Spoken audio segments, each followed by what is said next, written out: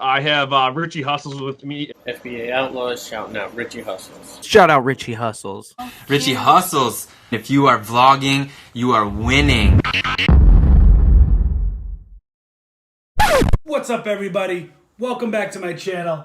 I'm your boy Richie Hustles. Welcome to the Daily Hustle episode number 6. And today I want to talk about one of the questions that I've been getting is, how much do you need to start an Amazon business? And there really is no answer to that. You could start with $10. You could start with $1,000. You could start with $5,000. You could start with $10,000. There's really no answer. It's whatever it can fit into your budget, whatever you're willing to invest into your business.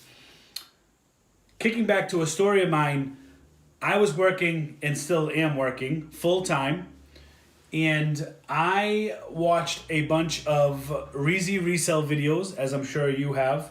I've watched other reseller videos as well. And I said to myself, there's no way they could be making that money. I was a non-believer. There's no way you can do that and flip that. It's too easy, too good to be true. One day, I decided to take $20 of my money and go next door to my job, to a library, buy some books.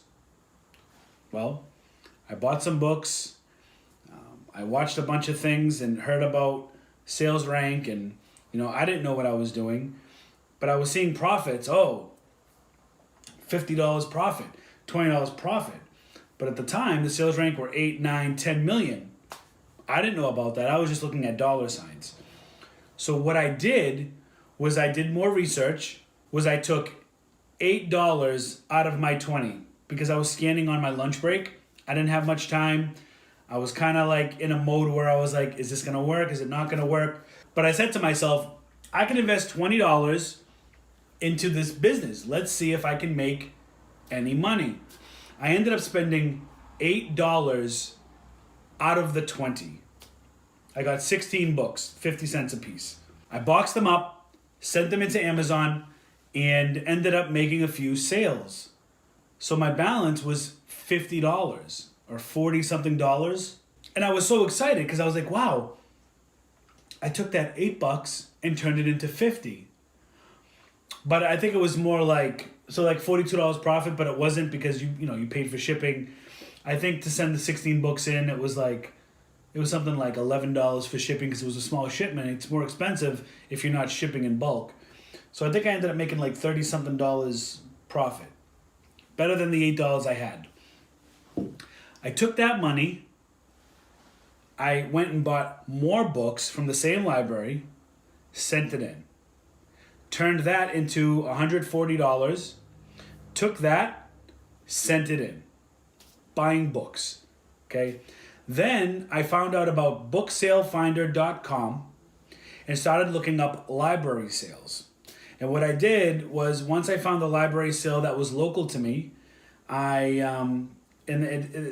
call it a bag sale at a lot of these library sales. It's when you can take it looks like a paper bag from Whole Foods, and what you do is you fill the bag up as much as you can for $5. Or some towns will charge $6, $8, whatever it is. Usually the smaller the library, the cheaper the bag sale. There was a library sale in Wellesley that was $8 a bag. That library was gigantic. So that was a good pull. So anyways, I found out about the book sale. I took the $140 that I had. I went and I think I grabbed like 6 or 7 bags of books. Took the books, packed them up, sent them in. Turned that $140 into almost $500. I'm pumped. I'm sitting there like, what? Then I take the $500 and I started researching other things to sell. And I saw people were doing retail arbitrage. which was, books is almost like retail arbitrage, right? You're going in, you're looking at books, but it's a different animal. I started watching videos on resellers going into Walmart clearance, Target clearance, dollar store, Dollar Tree, finding all these items and reselling them for profit. And I said, if I could do this with books, I'm going to do this with other items. Now, I'm a big collector. I love comic books. I like superhero stuff, nostalgia. I love old school toys. And I saw that people were doing this, and they were doing it with toys. They were doing it with pretty much anything that you could find for profit. So I went to a couple Walmarts, scanned a couple items, went to Target, scanned a few items in clearance. Happy with what I purchased. I think I took out of the 500, because I was still doing books pretty hard. And I took around, I think I took 100 or 200 out of the 5, and I dipped it into the RA, and the rest I was still buying books. Okay? After I did that, after all is said and done, I took that 500, turned it into 1,000. Now I'm like, whoa, this is really working out. And all it takes is discipline. All it takes is discipline and consistency. You want to be consistent. But how are you going to do that? You have a full-time job. So what I did was, every day after work, I would go to a different store. You know, the weekends are here. Spend my time sourcing. If you follow me on IG, at Richie Hustles, you'll see what I do. But I will go to different stores, sourcing. Now I got $1,000 to play with. I started with $8, and almost 2 months later, I now have $1,000. Now we're in Q4. That $1,000 went to half RA, half books. And you just keep, you keep making decisions based on, at the time I just kept using the Amazon seller app. But, that's a tool that I think, I still use that to this day. I still, when I'm going in, there's all these other apps you can use and solely rely on, and I really only use the Amazon seller app. I do use Scoutify too, which is part of Inventory Lab. That helps me determine how many items are in a particular group. For instance, kitchen. What's this rank compared to how many items in kitchen? Like, if you're buying an item that's 1,000 rank, but there's only 5,000 items in that category, but if it's 1,000 rank and there's 86 million, that's a good seller, Then I started getting into Keepa, Camel, and I'm still learning to this day. I just watched a video, an IG story. I just shouted him out. Larry over at Watch Me Amazon, on IG, Watch Me Amazon. He was answering a lot of questions and name dropped a program that he uses in part of his academy. His academy, people pay for the knowledge and advice that this guy brings. And it was called RevSeller. I never knew about that to this day. Just found out, signed up for a free trial, been using it. Seems pretty legit, really like it. And happy that I'm able to gain knowledge. It's just really paying attention. There are times where things don't always go right. You're going to have times where at the beginning there were days where I had no sales. You start questioning, is this right for me? Am I doing the right thing? What am I doing wrong? But it was really just, you really just have to look at it and say, you know what? It's me. If I'm having no sales, I need to figure out how I can get sales. What are the products that I'm buying? Do I have to spend more money? Do I have to spend less money and have more profit? Do I need to get into a different niche? Like what you have to evaluate your status and what you're doing. Because listen, when you're in business for yourself, everything that you do good is your fault.